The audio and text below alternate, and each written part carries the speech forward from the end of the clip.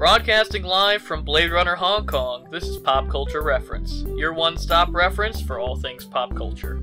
I'm one of your hosts, Garrett Strother. I'm one of your other hosts, Seamus Connolly. Roar, it's me, it's Ricardo. I know it's not like humanly possible, but I do want to hear your Godzilla screech. I don't think human vocal cords can make that noise. They don't have Andy Serkis and mocap doing the vocals for that giant monster behind the scenes? Honestly, where is Andy Serkis? He disappeared when we needed him most, which is the Monsterverse. So. Oh my god, that is so true. He could have been Kong. He's got experience doing that. Kong. He's been. Yeah, he's done it already. Oh my god, yeah. Oh wow. We're already getting into the Monsterverse, man. We gotta hit the news first, boys. Well, first up, we've got some sad news. Beloved children's author Beverly Cleary, probably best known for her work with the character of Ramona, most beloved by me for her work on Mouse and the Motorcycle, passed away at 104 years old.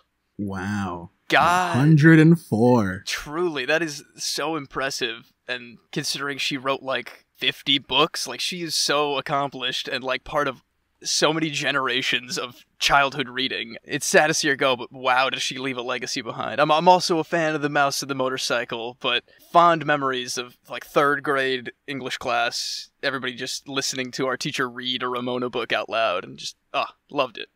The best. She really was the first in a lot of ways. I don't want to say like a cinematic universe, but I always loved that all of her characters were so interconnected. That was one of my favorite things. Definitely in my little kid head, that was giving me a ping of that, connected universe chemical, whatever that is, that you're just like, oh, I get that, the crossover, I understand the reference. It was great. Very, very good stuff. Time to bring it to the big screen. Yeah, you Mouse and the Motorcycle, the movie. Well, I have always wanted, I was literally about to say, Ricardo, I've always wanted to see, maybe in the style of like a Wes Anderson, a Mouse in the Motorcycle movie where the mice are stop motion and the humans are live action. That sounds great. I would be totally in for that. That's ripe for a good, live action adaptation or whatever hybrid adaptation, whatever you want to call it. I hope they do something special like that, honor the legacy, because, those books are never going to go out of fashion. Those are going to be in elementary school libraries till the end of time, and it's going to be an interesting way to see them continue that stuff. But on to movie news. Director Adam Wingard, whose newest film, Godzilla vs. Kong, is our main segment this week, has some updates on upcoming projects, including that he is to direct a Thundercats movie, and confirmation that his new Face Off film is a sequel to the original. So, fingers crossed, we're getting some Nick Cage / John Travolta action in this one. I don't know too much about Thundercats, but the Face-Off sequel news is definitely what I wanted versus like a reboot. He's going to have to up the ante. They're going to get Nick Cage and John Travolta, but there's going to be a third face. Mark my words, there's going to be a third face in the mix. Think of like the craziest person in current Hollywood to throw in there, and it's just going to get insane. Kevin Hart. Oh, I don't know if they can swing that, man, if I'm being honest. Are they going to go Expendables route and get, like, a third guy who's age-appropriate, like a Kurt Russell or somebody? Or are they going to go, like, the young, hot, like, get a Chris Evans? Ooh, I almost would love to see Chris Evans as Nick Cage as John Travolta. So, I mean, if they're going that way, I would not be disappointed. Well, speaking of Chris Evans, Netflix has bought out the Knives Out sequels. They've spent $450 million to develop Knives Out 2 and 3, starring Daniel Craig as Benoit Blanc, and of course Rian Johnson coming back to write and direct. The second one is going to start shooting at the end of June, so it's coming down the pipeline, boys. I'm loving this. It's exciting. Yeah, totally. It feels like just yesterday we went out to the theaters to see that one, and Netflix is really, they're trying hard to drop some heavy hitters out there now, so I like Rian Johnson. I love Benoit Blanc as a character. This is a win, I feel like, for everybody. And speaking of Netflix wins, they are also going to have the Princess Diana musical premiere on their service ahead of the Broadway opening, which I think is really exciting considering the fact that we have all three talked on this show about how much we want theater to be streaming and accessible, and that it's not going to impact ticket sales because people will always want to go see live theater, especially after the year we've had. And you're doing nothing but losing money by not, putting it out there for people to consume. Yeah, especially with it being so expensive. I don't really know much about this musical, and I'm sure it's going to be very interesting to see. Did you guys get around to watching the Disney Plus Hamilton? I feel like that's the big one. Yeah. That I still haven't because I'm an absolute fool. I'm a big fan of Lin-Manuel Miranda, but I don't know. I feel like there might be something lost with it not being actually live, but I guess you guys would know better than me if it really stands out, so... I think we'll probably, if we don't do an episode about it, a full episode before In the Heights, we'll at least talk about it during In the Heights. So maybe you can prep by then, Seamus, and we'll circle back to this topic. That'll be a great opportunity for me to finally get my act together. I expect bars, Seamus, on that episode. Next up, WB's canceling some upcoming DC films. I'm shocked. I'm not shocked, if you guys couldn't tell. Ava DuVernay's New Gods and James Wan's The Trench are not coming. Especially The Trench is not surprising to me because it wasn't Aquaman 2. It was like a spin-off of Aquaman. Yeah, that was really weird. I don't know why they did that. I think these were really geared towards the idea of building out the cinematic universe they were trying to have, which they've since abandoned. So... yeah. Did you guys read the reason why they canceled New Gods? No, I did not. Yeah, me neither. Apparently, it's because Darkseid was in the Snyder Cut. What? Like, he was supposed to be the main villain of this New Gods movie, and then because he was in the Snyder Cut, I guess they wanted space in between appearances for some reason, even though none of these are connected, and it doesn't matter. That sounds like a excuse to me. I doubt that that's the full reason. It's all Zack Snyder's fault. No. But I'm kind of disappointed, just because the concept alone sounds real weird and like an Ava DuVernay New Gods movie. New Gods in general as a movie, I don't know how well that would have played, but I would have liked to have seen it. In other news, the Kenobi cast has been revealed. It's been confirmed that production is going to start this month in April. And let me rattle off the names here for you folks. Ewan McGregor, we knew, was coming back to be Obi-Wan Kenobi, of course. I didn't know that. Ewan McGregor's in this? They confirmed on Disney Investor Day that Hayden Christensen would be returning in some capacity to play Anakin Skywalker / Darth Vader. It remains to be seen how that will work. Really prominently listed, even though I don't know her and we don't know what role she's playing, is a actor named Moses Ingram. After that, they shared Joel Edgerton and Bonnie Peace. I'm not sure, and I looked up how to pronounce her name, and I could not find it. But, of course, they are returning as the Lars family, Owen and Beru. We've got Kumail Nanjiani, which is, of course, a treat. As always, I hope they don't stuff him into a droid or something. I hope they just let him be... oh, jeez, yeah. Jacked? Oh, yeah, he's jacked now. Oh, my God. Last thing I saw him in was The Big Sick, and he was his old lanky self, so... Indira Varma, who is probably best known for her appearances on Game of Thrones, Rupert Friend, O'Shea Jackson Jr., Sung Kang from the Fast and the Furious movies, Simone Kessel, who is an actor I've never heard of, and Benny Safdie, who rose to stardom as the co-director with his brother of Uncut Gems and Good Time. Yeah, man, Benny Safdie on that list. When I saw this the other day, that was the name that stood out to me the most, because I really slept on Good Time and Uncut Gems for a long time. But those Safdie brothers, man, they can really add a lot to a story, and especially Benny is just one of the most compelling and strange actors I've ever seen. So I'm hoping they really, do him up cool with some like alien prosthetics and give him a fun role to play. Simone Kessel Run. Oh, yeah, there's a joke in there somewhere. I had that too, Ricardo. Kumail, of course, gonna add a lot of light moments, I'm sure, and dude can act though too. Absolutely. That's the thing. Like he doesn't have to be there, but I'm sure they're gonna use him to his full potential, and they'll give him a cool blaster, have him be, a good backup friend guy, or he'd be like a cool Mos Eisley rogue, or hear me out. Yeah. An Imperial officer. Give him like a stuffy role. That could be fun to play with. But then he takes his shirt off and he's jacked and fist fights Obi-Wan. Up next, we got more casting news coming from the Powerpuff Girls live-action series. Donald Faison is Professor Utonium, which I think is just fantastic casting. I mean, this makes me want to watch this this live-action one more than anything else we've heard so far. But and then there's Nicholas Podany will be playing Mojo Jojo's son, and he's an actor with which I am not familiar. Me neither, but it's also just kind of news to me that they're going, like, legacy stuff with Mojo Jojo. I was kind of hoping for, like, old Logan-esque, like, scarred Jojo coming out of the darkness to, like, take revenge. Well, they might. We might get that. Yeah. He didn't say he's dead. Oh, yeah, I guess that's fair. I guess I assumed Mojo Jojo's son would be more of like a legacy revenge thing. Like, you killed my misunderstood father, and now I'm gonna Baron Zemo actually, they did drop a character thing with this one. Oh, yeah? For Mojo Jojo's son. Apparently, he was like a big Powerpuff fan back in the day, even though his dad is Mojo Jojo. And now that he's an adult, his whole character thing is apparently lots of held in anger and sweetness constantly in battle inside of him. Oh. So he's War and Peace. War and Peace? Yeah, I guess.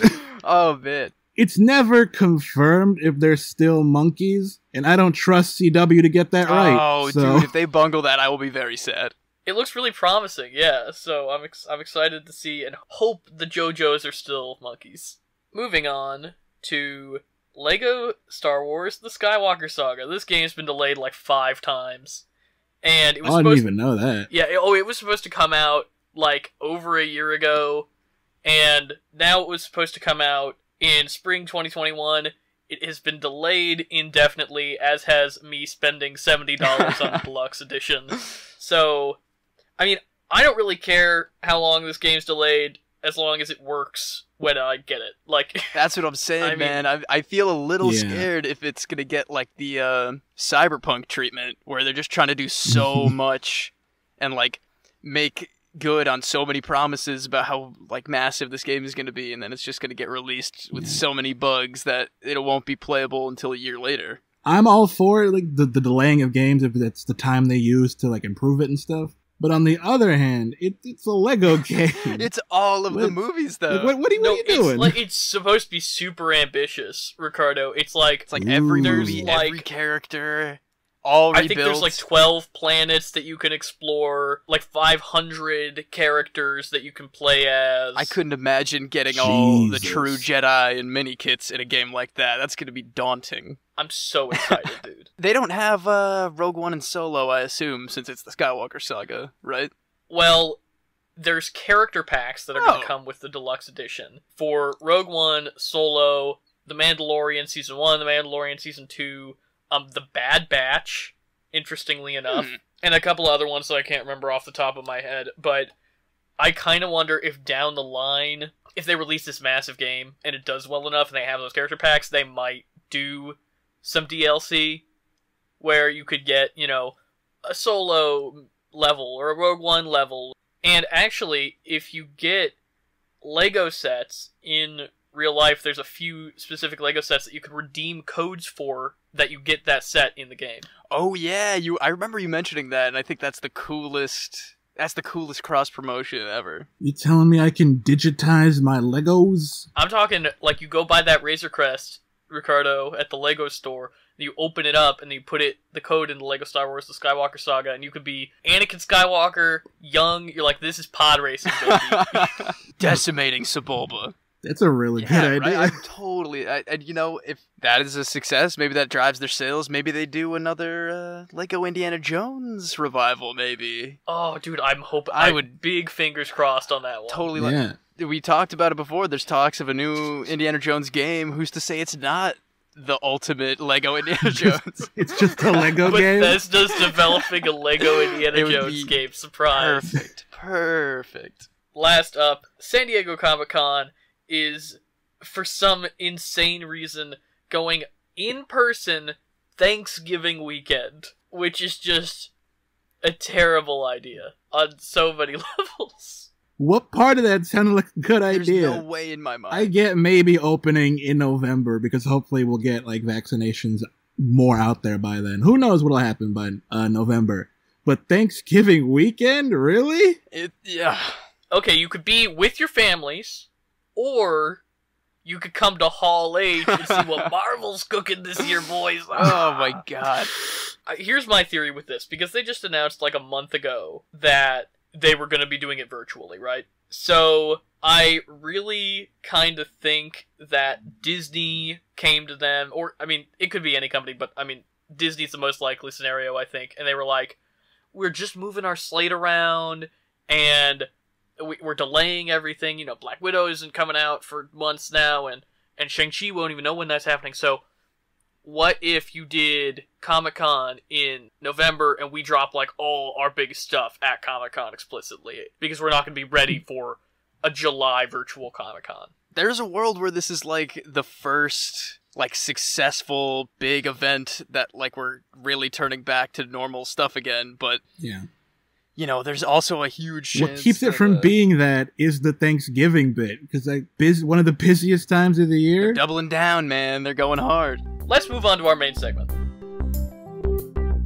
Let them fight. Let them fight. Wrong movie. They do fight. I very much enjoyed this film.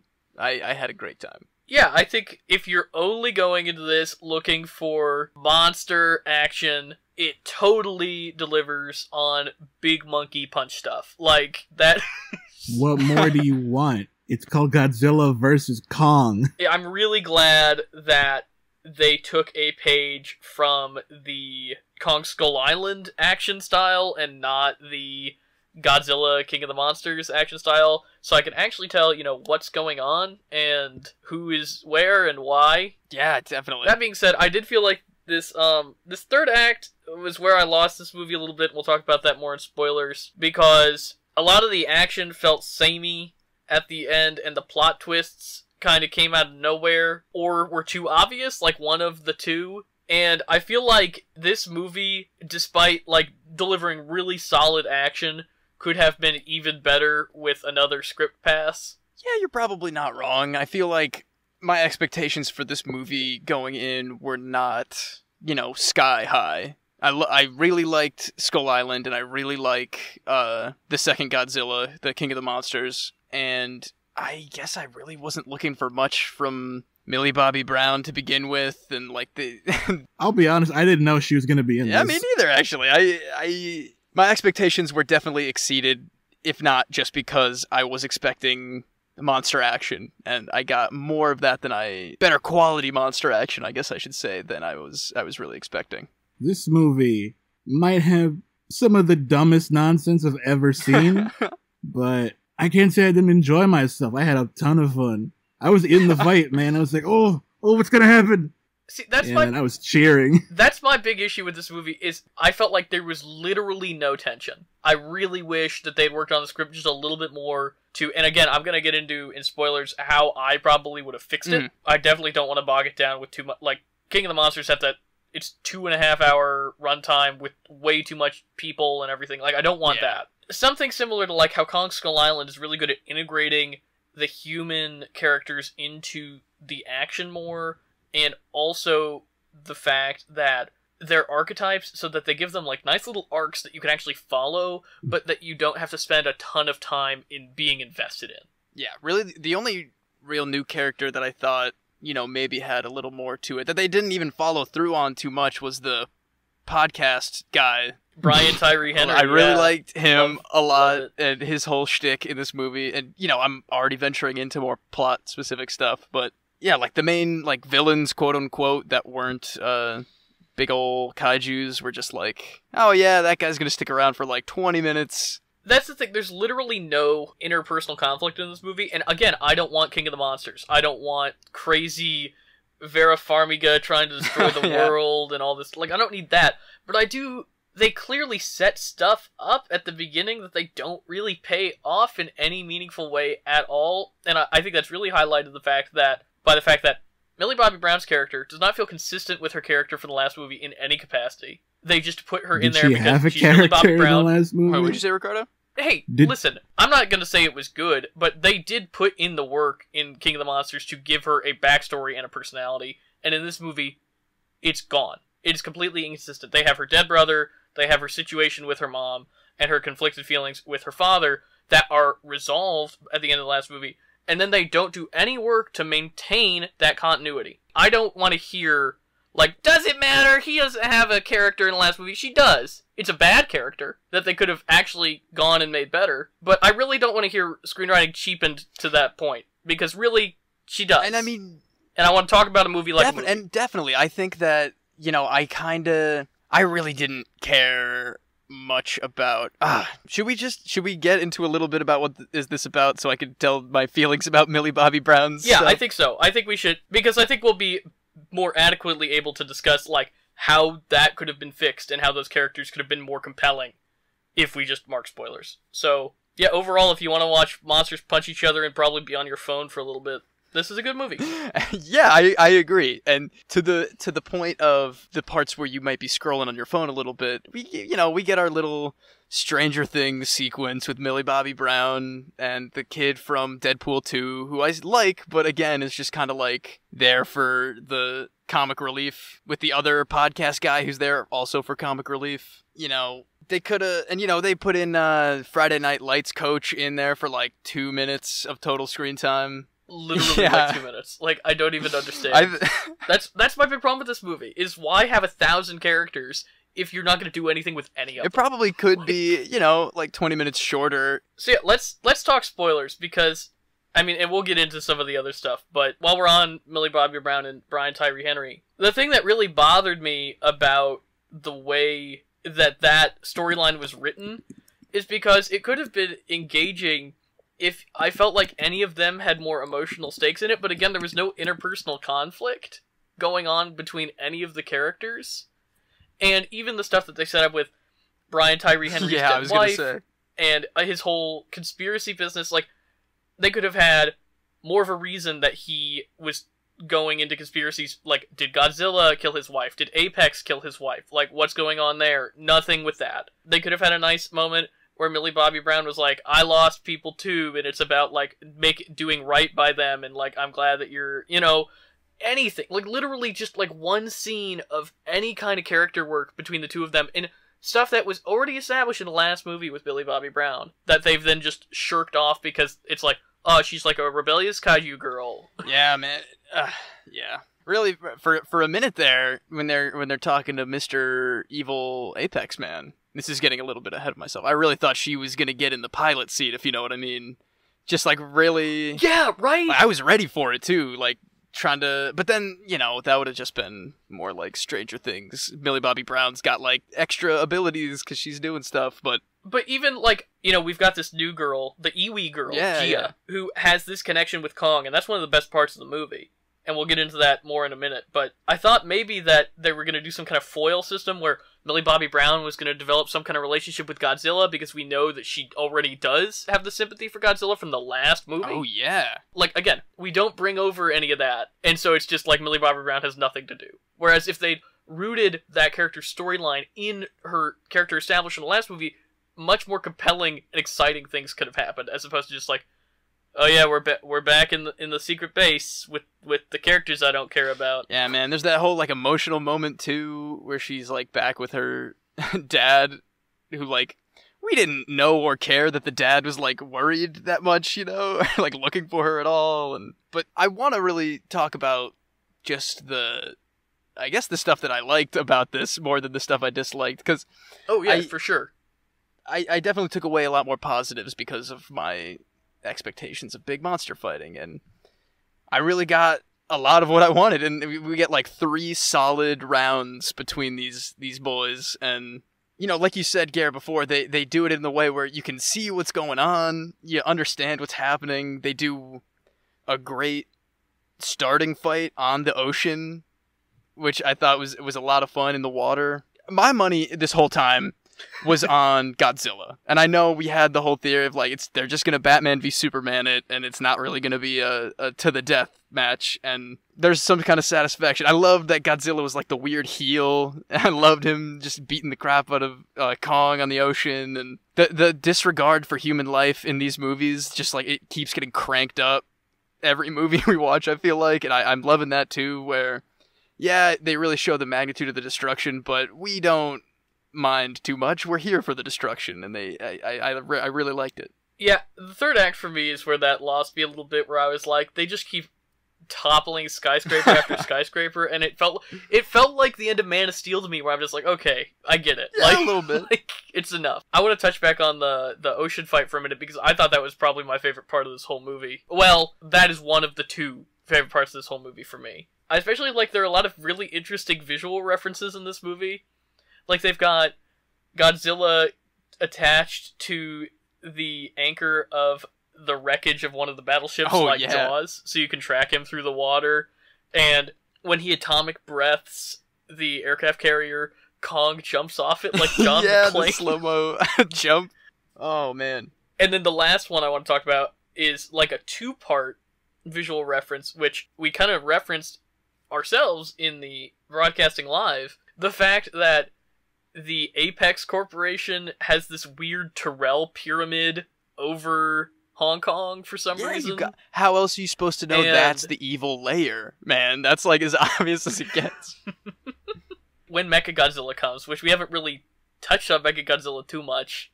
One of us called that, by the way, I'm pretty sure. When Mechagodzilla breaks out of the pyramid, it frames it with the crescent moon right over the pyramid, which is like, one, Brian Tyree Henry's talking about the Illuminati all the time. So there's kind of that joke. But then also, it looks exactly like one of the first shots of the monolith from 2001.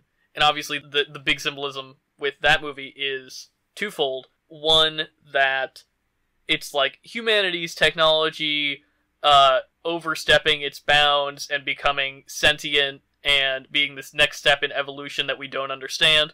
But also, a very important tenet of 2001 is monkey punch stuff. So, you know, themes. Theme, symbolism.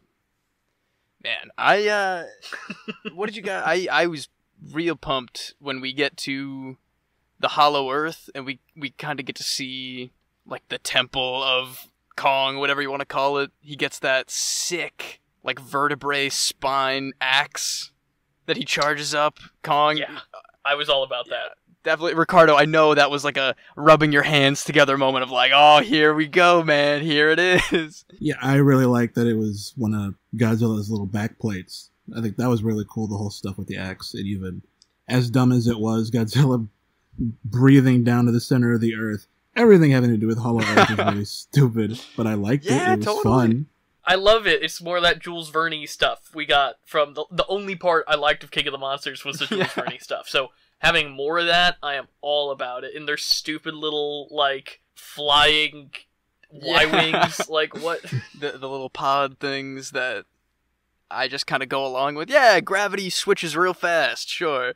This movie's just it's going to be a Universal ride. That's what it is. I literally said coming soon to Universal Studios while we were watching that sequence. I'd ride that ride. I guess I would have liked to have seen more Hollow Earth kaiju monsters, maybe. They kind of almost have a reference to, like, a young Godzilla type. There's, like, a big lizard guy that, like, resembles a giant iguana. I don't know if that's, like, actually anything or if that's just, like, another big old monster, but I wish that they had capitalized more on Kong's... Like, Kong has an arc in this movie of sorts, which is, at the beginning, you know, he's lost his home. Skull Island, they say in one line of dialogue, has been swallowed by the perennial storm that surrounds it. So the island's uninhabitable now, so they've built a shelter for Kong. And then when he finally gets to Hollow Earth, he's like home, and that's him. And when he's fighting Godzilla, that's him like fighting for his home, and like the fact that he gets to return at the end in the like most abrupt ending to a movie I've ever seen. I really wish that I had been more invested in that arc because I do care about Kong so much as a character. He is such a compelling non-human character, and especially in this movie that he can actually talk a little bit through sign language. And so I had really been wishing that instead of like the weird dome opening we get, that we'd seen him have to, because they talk about him saving the little Iwi girl and that the rest of the Iwi are dead. Why didn't we just get to see that sequence, like, of the storm coming in and swallowing the island, and maybe Rodan, like, brought it with, or something, and Kong has to save the little girl before they get completely swallowed. Yeah, that would've been... You know, something to make me see the impact on him of losing Skull Island like that. Yeah, damn. I mean, hey, maybe they're leaving room for a prequel or something in between Skull Island and Godzilla vs. Kong, because I don't want to get too ahead of myself, but it didn't really seem like they were setting up for much more in this franchise. I thought we were going to get a little more of a stinger. That's part of the things that's really weird to me, yeah, is that there's no falling action where they would set anything up, and part of the reason there's no falling action is because none of the characters had interpersonal conflict that needed to be resolved at the end of the story. Yeah, but, besides, like, Kong and Godzilla giving each other, like, a nod and a look of, like, okay, alright, I see you. My mom was like, I hope that they grab hands like Tango and Cash. Yeah, like the Predator handshake, just clenching so hard. If I'm being honest, I thought they weren't going to bring back the King Ghidorah head quite yet. I thought that was going to be the next one, or that was going to be the big reveal of like, oh, we got to team up against this guy, you know? I guess they kind of did, but... Yeah, I was confused about that for a lot of the movie. And also, they couldn't have gotten Charles Dance back in this movie. I don't need another character, but I was like, why not have even a little bit of continuity between... Again, like, it just feels like every movie's just a new movie. They don't build on the stuff established in the previous movies. They didn't bring Miles Dyson back for this movie, even though he's one of the only characters brought over between Kong and Godzilla. Yeah, damn. They couldn't age up Tom Hiddleston. Maybe they couldn't afford Tom Hiddleston. He's doing Loki stuff. My friend Alex had this great idea, which I really liked, which is, why wasn't Alexander Skarsgård's character a old Tom Hiddleston that they have to bring back, because the whole thing is they have to track Kong to the center of the earth, so why don't they hire Tom Hiddleston, who's a tracker who has experience with Kong? That would have been great. That would have been like, they could have done the same thing where it's like, oh yeah, he's a disgraced former researcher, they like tried to bury his stuff, he could still be kind of disenfranchised and they could scoop him up. I'm sad we didn't have 150-year-old John C. Reilly here to like be like, I know that large ape. He's the one doing sign language. A thing that I pitched is, why didn't they have John C. Reilly's son, who is played by the guy, it's the same guy who plays John C. Reilly's son that plays John C. Reilly at the beginning of Skull Island. So why not age him up? Just make him John C. Reilly again. Have him be like, my father's journal. It says we have to do this to help Kong. Yeah, that would have been good. We just want more of that character, I think. we all love that guy. They brought back the skull crawlers for like a scene. I thought they were gonna kind of unleash them a little more, but it was for the big Mechagodzilla test, which I mean, it was still pretty cool. Well, I thought maybe that the Mechagodzilla would unleash the skull crawlers so that Kong would have to like deal with them in addition to Mechagodzilla. Again, I feel like this entire third act is just missed opportunities. Like, sure, they punch each other and it's cool, but like, what if there had been stakes and just a little bit more? Just a little... We were so close, Oh, so close. We didn't get our third act Mothra Wonder Woman either, which I was a little sad about, because they alluded to another Mothra being grown, and... There's a lot of loose ends in this universe that they probably won't pick back up. I could see them doing another Godzilla movie, but I think this is probably the last we see of Kong. Yeah, maybe. He seems to be doing okay in the center, the Hollow Earth. If you guys were going to do another one, because I mean, there's a billion Godzilla movies to look back on, but like, who's the big villain that even comes up next? They did Mechagodzilla, they did King Ghidorah. Mega Godzilla? I mean, you could do Mecha Ghidorah. That's kind of what... But they kind of burned that setup a little bit. If we were going to do another one of these movies, all Hollow Earth, all the time, like, barely any human characters, just monsters punching each other. Like, and maybe it's Kong trying to revitalize his... Because clearly there were tons of Kongs back in the day in the Hollow Earth. Maybe he finds another Kong and they gotta... restart the Kong dynasty. Am I crazy for thinking that they were gonna do, female King Kong? Female Kong? Queen Kong? whatever. I think we're probably done. Do you guys have final thoughts on Godzilla vs. Kong? I think it was a lot of fun. I watched it on my new 4K TV with my Sony noise canceling headphones, and it almost gave me that twitch of the theaters. I remember that in the past. But as long as you're listening or watching it with loud volume and really going in it for the thunderous punches, I think it's a blast. What about you, Ricardo? I think you share some of my sentiments here. I liked it. It's a fun time if you want to see big old monster fight. Absolutely. It definitely delivers what's on the box. I have a little bit of frustration with the fact that this movie could have been 10 minutes longer and a lot better. And maybe not even 10 minutes longer, because, again, I think that third act drags a little bit. So, the same runtime just used a little bit more economically. But it's really fun. The action's compelling. It visually references things that I like. I mean, I'm just going to rewatch Kong Skull Island if I'm trying to get my Kong itch on. But I did like this one. And I'm excited to share with you guys the story behind the original King Kong vs. Godzilla in our pop culture reference coming up next. So, for today's pop culture reference, you guys aren't really briefed on this because I want to take you guys on the insane walk that it took for the original King Kong vs. Godzilla to be made.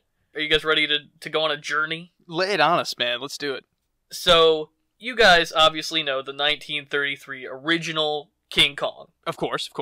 A huge aspect of that film's success, and the reason it's so groundbreaking, is because stop-motion animator Willis O'Brien just did an outstanding, way ahead of his time job on the stop-motion animation for King Kong and the other monsters in that film. And he was really a fan of Kong and kind of focused on that character. And so he actually wrote a treatment for a sequel that was called King Kong vs. Prometheus. And it was going to be King Kong fighting a monster created by Victor Frankenstein's grandson. So picture like a 30-foot tall Frankenstein fighting King Kong. Okay, I love that. Why is that not a real thing? So O'Brien, he goes to a producer friend he knows, and the producer friend gets a screenwriter named George Yates to write a fully fleshed out version of this script that culminates in the two of them absolutely wrecking San Francisco and tumbling Reichenbach Fall style off the Golden Gate Bridge and dying. God. Jeez, okay. They shop it around a ton. O'Brien, this producer who he went to, John Beck, and George Yates. They cannot get any studio in the US to approve it. Nobody wants in. Which I think is crazy. They didn't see the potential. John Beck, the producer, goes over to Japan, and he goes to Toho, and he's like, you guys want to make this movie? And they're like, we want to buy the script, and they do, and instead of making King Kong vs. Prometheus, they're like, we got Godzilla here, we might as well put these two together. O'Brien, because it was a handshake deal, gets completely cut out of the film's release and existence, does not even know what's happening until it's released, and he recognizes the bones of his idea up on the silver screen, and sued John Beck, did not have the money to actually win the battle. He died of a heart attack in 1962, and his widow would later cite that the, quote, frustration of the King Kong vs. Frankenstein deal was a contributing factor. Oh my god, this deal killed the man. It is an absolutely insane walk from the original King Kong stop-motion animator Willis O'Brien has this idea for a movie that I would still see, to be honest, that no American studio was brave enough to make, and they had to go all the way to Toho, who made it their own thing. And now, because of that, 90 years after the original King Kong came out, we got to watch Godzilla vs. Kong on HBO Max this weekend. A long walk to a beautiful ending. It's all worth it, but like you said, I would be so into a modern version of King Kong versus the Prometheus? Whatever. King Kong versus Prometheus. I could just imagine a gross zombie giant that I'm trying to cast in my head right now for Prometheus. I learned about it like a week ago. It was almost a pop quiz question. I was like, this is too weird to be a pop quiz question. Oh my god, yeah, me and Ricardo would not have gotten that, I don't think. But I'll never forget it now. I mean, that's the craziest piece of information. Now it's time to move on to our pop quiz. Pop quiz. Ricardo's ahead, 7-9. Seamus is maybe on the beginnings of a comeback streak. Got a Resident Evil question right last week, so, he can hope. God willing, I'll keep it going. Ricardo, I'm looking at you, man. This is the real fight of the century here. Ricardo, since Seamus won last week, it's going to be your turn to pick the category, so your options are San Diego Comic-Con or Godzilla versus Kong. Comic-Con, I guess. Comic-Con. Okay. You guys know the rules, but for those of you playing along at home, the first one of you to give me the correct answer gets the point. If you both say the correct answer at the same time, or neither of you is able to get it, then we move on to our second category as a tiebreaker. Alright, San Diego Comic-Con. San Diego Comic-Con is moving to Thanksgiving weekend for 2021, the latest the convention has ever been held. What year did SDCC start? 1997. 1996. Weirdly similar guesses from you two guys. Yeah, I want to know, because we both landed in like the same area, but how off are we? The original San Diego Comic-Con was 1970, with only 300 people in attendance at the main convention. Some headlining guests were Jack Kirby and Ray Bradbury, and it was branded as the Golden State Comic-Con. Wow. I thought there was going to be a number after that, but no, it's just straight up 1970. Wow, that is insane to think about, but, I mean, that's an awesome lineup. If I'm being honest, those 300 people had the time of their lives. No one probably cared at the time, like Jack Kirby who? Yeah, exactly. Oh my god. Alright, let's move on to our tiebreaker, which I'm slightly more confident you guys will get, but we'll see. Oh boy, let's not make fools of ourselves, Ricardo. The category is Godzilla vs. Kong. In Godzilla vs. Kong, what principal cast member has previously starred alongside King Kong? I'll give you guys just a baby hint. I'll tell you which movie this actor was also in with King Kong. It was the 2005 Peter Jackson one.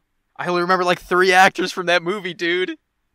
And I know Adrian with 3 actors, Jack Seamus. Black. Jack Black, Adrian Brody, and the other guy. I don't know, man. I'm at a loss here. It's been so long since I've seen that Peter Jackson one. It's Kyle Chandler, baby. It's Coach Taylor. What? Oh my god! Oh my god, you are 100% right. He's one of the boat guys, isn't he? He's like a soul. Kyle Chandler, what's up, man? He's making that kaiju money. Well, this is another detriment to our process in winning Garrett's hand in marriage, but next week we're gonna come back hard with whatever it is. God help us, we'll actually get an answer. Now it's time for Howling Commandos, where we break down the latest episode of The Falcon and the Winter Soldier. We're talking episode 3. As always, we're marking spoilers right at the top because these Marvel shows are so chock full of action and plot development right from minute 1. So, be warned. What did you guys think of this week's episode?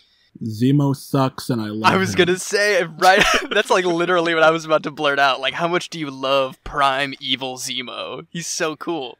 They're doing such a good job at taking a mixture of that character's motivation from Civil War and turning it into an actually, like, compelling, evil adaptation of the character from the comics. Like, I was super impressed with that. They confirm he's a Baron. He's got, like, a jet and stuff. I didn't think they were going to do that. Which felt really out of left field. They were like, oh yeah, he's always been a Baron with tons of resources and money that he wasn't using in the last movie for some reason. Yeah, I don't really know much about the character from the comics, so this was all, like, very new and jarring. I didn't hate it, though. Like, his big, fancy, evil jacket and his cool mask all just felt very, like, fancy, evil aesthetic, and I guess that's really his whole thing. I also very much enjoyed his, like, criminal swagger when they go to, what's the city again? It looks like Blade Runner Hong Kong again, but it's not. It really does. It starts with an M, and I don't remember. Let me pull it up. Point being, to anyone listening, you probably know it. You've seen it. It's the city where crime is legal, apparently. Yeah, exactly. It's Madripoor. Madripoor, yeah. Madripoor is the name. Where you can just go to Lowtown, and it's like an actual Gotham City bar, where you can just like find all the criminal scum in the world. It's the Mos Eisley Cantina. That's what it is. It's scum and villainy all in one spot. We get a familiar face while we're there, too. Yes, they made Sharon Carter a real character, guys. They finally did it. I like that her whole deal is all the other Avengers forgot about her just like the audience did. No one talked to her after Civil War happened. She's like, you guys are getting pardoned by the government? Herself. What the hell? She's just sitting around. And in a way, the movies really left her behind too, because I understand that when they shot it, originally she was supposed to be part of the airport battle, and they cut that whole thing. They literally digitally cut her out of the movie. Well, what was she even going to be doing there? What? Everybody was really She could fight Black Widow or Hawkeye, or well, she and Hawkeye would have been on the same side, I guess. But like, she could have fought a non-superpowered person. She's got moves. You see that from this. She is murdering these dudes. She's going hard in the paint. Man, that was really cool. Yeah, she's like real actiony, man. I love it. It's kind of intense, which I was kind of surprised by. I also want to talk about how the scientist guy, they find the guy who was able to recreate the serum, the super soldier serum, and how skeevy, like, that actor was really good, and I'd never seen him in anything before. Yeah, definitely. We get a little backstory that he was just like, his research was abandoned when he got snapped, and, you know, we get more sprinkles of, like, the power broker getting put in there, of just, like... Yeah. They're making this, like, I really didn't know too much about the power broker before this show, but they are really making it out like he's going to be way bigger than we think. Yeah, I'm interested to see where they go with Power Broker, who they really seem to be setting up as the main villain of this series. But I mean, obviously we've got Zemo right there, so I'm very curious to see how those two kind of collide, and they seem to have a little bit of a past too. Yeah, it's interesting. I really didn't think, because I think Ricardo last week you were like, oh, here we go, Hannibal Lecter Zemo time, and then he's just like part of the gang now. They broke him out of German prison, and he's like just with them. They're kind of cool with him committing some wholesale murder, but they're also like using him for their own means. It's really adding another very wild card dynamic to their buddy cop stuff going on. Of course, the Wakandans are not going to be pleased about that, and we see at the end of this episode, they have sent somebody to come follow up, or I mean, whether they've sent them or she's come of her own volition, but one of the like royal guard. What do you guys remember what Okoye's like unit is called? Oh God, I don't remember. I do. I don't know if I'm pronouncing it right though. The Dormalaji. Yeah. Well, I'm very interested to see if that's like what this character's deal is. I can't even find her on IMDb. So is she gonna be like a free agent? Did Wakanda send her? Who knows? For all we know, this is going to be building into that new Ryan Coogler Wakanda series we've got coming. Oh yeah, they could start sprinkling that in early right here. I don't think it's too hard to see why Wakanda would want Zemo, considering what he did to T'Chaka. He assassinated the king, and you know, maybe there's going to be more stuff. They've been teasing out a lot of the White Wolf stuff with Bucky. If that means a lot more in like his Wakanda past. Maybe we'll see him and the Wakandan government like butting heads about working with Zemo, maybe. I don't know. There's a lot to go with here, but this was a lot of setup in this episode, you know, with young Agent Carter, whose first name I don't remember, and Sharon. She's giving me evil vibes. She's the power broker? She's somebody that I think she could betray them if it's in the interest of her own survival, because I really like that what they've done with this character, like you said, Ricardo, is turn her into somebody who has been abandoned by the Avengers, her country, these movies, and they've made her somebody who went from like being altruistic and really believing in symbols and what her aunt believed in, to this kind of pessimistic, out for herself character who I think, yeah, she could definitely betray the gang for the right price. I don't necessarily know if she will or not, but I think they've established that in her character. I mean, and that really goes along with, I'm really enjoying that this is a really gray area. This is the most gray area I think we've seen from most of the Marvel stuff this entire show. Especially because of the bad guys, and they really explicitly mention it in this episode when Wyatt Russell and his friend, whose name I am once again forgetting. Battlestar. Battlestar's like, I mean, they're giving vaccines and food to people who don't have them, so maybe they're not like the worst people in the world. And we're seeing a little bit more of the bully side of John Walker here. Yeah, he's turning a little dark, you know? I think, as you were just talking before, I think maybe he might reach out to Agent Carter over there, offer her some amnesty for information on Zemo and the gang. Maybe that'll integrate a little more of, He's for sure getting sweet talked by Power Broker. He's drinking that cereal. Oh, yeah. Yeah, that's kind of what I'm thinking, too. Yo, yeah. I didn't even think of that.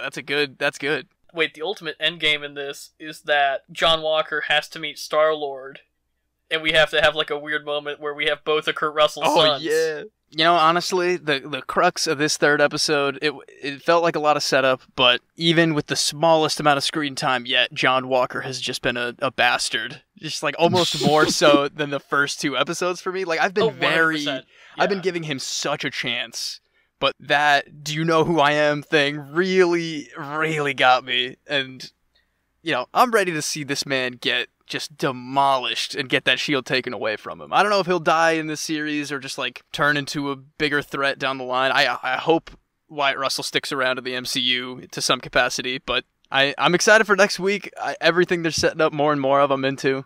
My friend Ben, I think, put it really nicely. I was texting him the other day about it, and he's like, I feel like John Walker is the kind of guy that would have bullied Cap at boot camp. Maybe. Oh yeah, most definitely. When he was still scrawny. Oh yeah. Mm-hmm. This was my favorite episode so far, and I'm really digging it. So I'm excited to see what happens next. No superhero stuff in the show at all. No Falcon wings. No nothing. Just just straight up espionage. Yep. Yeah, I guess I didn't even notice that either, and I'm really excited for more fancy Baron Zemo. I'm in. Welcome to Save the Rec Center, where we give you our weekly recommendations. Seamus, what do you got? I think I might have rec-centered the first season of this show earlier, but the second season of Solar Opposites came out on Hulu this week, and there's nothing funnier to me right now. That it's just like Rick and Morty plus chaos minus the kind of pretentious vibe that it's grown into, and it's just a blast, you know? It's all the same fun alien shenanigans as the first season. They still have like the miniature wall arc. They've like built a new murder mystery in there now, which I think is great.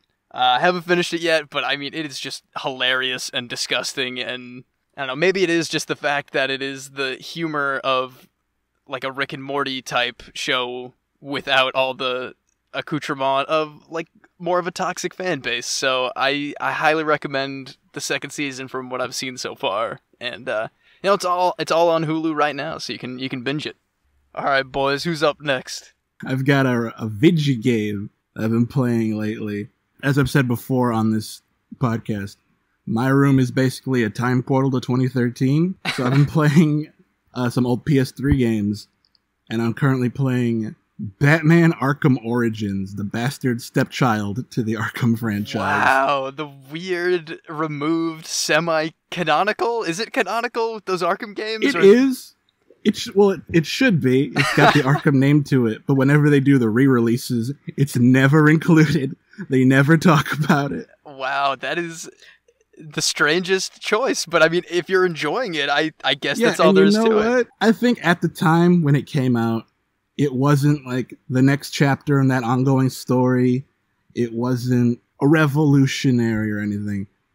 But as a standalone Batman game, as like going through the early days of his career, it still holds up. It's got some cool like detective elements where you get to recreate crime scenes and then kind of fast forward and rewind them to look for clues. I think the story's pretty interesting. It's all set in one night, like I think these games usually are. And it's Christmas Eve, and Batman, you know, he's on the run because Black Mask has hired a bunch of assassins to come kill him for money. That's, you know, I really never heard much about that game, but that sounds like a lot of fun. I like that they're doing more with the detective stuff, because I love the, like, detective mode clue searching in the other games, so I think that's cool. I think it holds up, man. You got undue when it came out. If they ever remaster it, maybe I'll actually check it out. Garrett, to close us out, what do you got for your rec center? I also have a video game. And I've been talking about playing. I think I've been mentioning for like a couple months that this is the next video game I'm going to play, and then of course, other video games draw my attention. But I am a few hours into God of War PS4, and oh baby, it is all of the hype and more. I adore it. The gameplay is super satisfying. It has like RPG elements that don't annoy me because the story is like kind of like linear enough that I don't feel like I'm getting distracted by a bunch of side quests and upgrades and everything. And I mean, it's got a good heart at its core. The puzzle mechanics are really fun, and I also had never realized how much of an influence it very transparently was on Jedi Fallen Order. How much the like loot boxes and puzzle mechanics are also super similar to God of War. Oh yeah, definitely. This one's a soft reboot, right? Like, do you have to play the other ones to get what's going on? Actually, yeah. I've not played any of the other God of Wars, and I am keeping up 100% with this, because I think the deal is, right, that Kratos is the Greek God of War, and so they're like the first 3 or 4 games, however many there are before this, are all about the Greek gods, and now they kind of like switch to he's in the realm of the Norse gods. So like I think they're probably still like canonically there, but I think the gameplay and the storyline have been so changed that you don't need to play the other ones. Yeah, I guess I would personally recommend going through some of like the originals before you play the new one, but it really isn't the most necessary. You just kind of have to know that, your man has a very big distrust for gods for good reasons. And I mean, I can't imagine, because I played it on the PS4. I can't imagine how good the upgrade is on the PS5. I've heard it's like so good. Running at 60 frames looks so good. The photo models look so good. The load times do not exist. Oh god, it's the best a game has run on my PlayStation that wasn't like built to be a PS5 game. So like I was playing Spider-Man Remastered and Miles Morales and Astro and stuff, and those were like genuinely built from the inside out to be PS5 games. So of course their load times don't exist, and of course they handle everything really well. But this, for just being PS Plus Collection, PS4 game, just with a PS5 update, it's outstanding. It works so well. Well, hell yeah. I honestly, I second that Rec Center, even just for the game alone, not even the PS5 upgrade, but those are both really good video game suggestions, guys. I fully approve of them both. Alright, but I think that wraps us up for this week's episode of Pop Culture Reference. If you want to reach the show, you can tweet us at PCR_podcast, find us at that same handle on Instagram, like us on Facebook, and email us at popculturereferencepod@gmail.com. All that info's in the bio as well. Next week we're going to be talking our first album ever for this show, the new Taylor Swift Taylor's version of the Fearless album from a long time ago. We're actually going to be having my sister on, Claire Strother, who will school us a little bit on our Taylor Swift knowledge and kind of usher us into this new album that we're going to be talking about. Need an expert on this. Yeah, that's for sure. I agree. It's going to be very interesting. I'm very excited. But yeah, until then, we'll see you next week. Adios, amigos.